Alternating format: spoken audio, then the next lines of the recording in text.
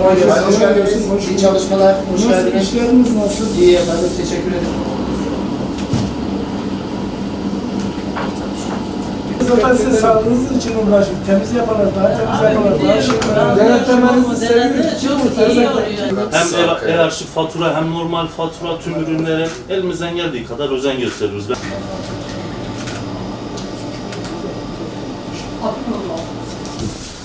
Şu üstünde bir şey yok değil mi? Ya.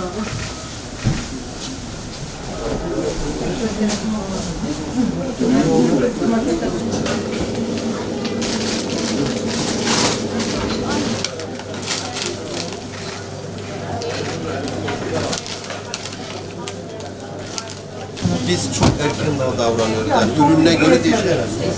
Çok erken davranıyoruz. Eski taşı.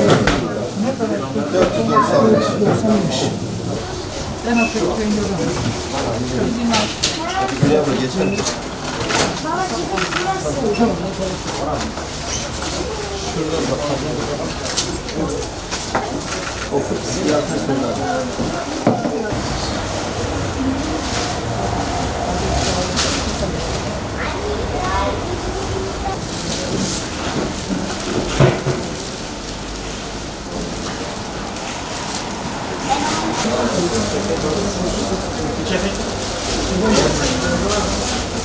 Beyaz 3 tane kaldı. Sepetliği keseyim mi?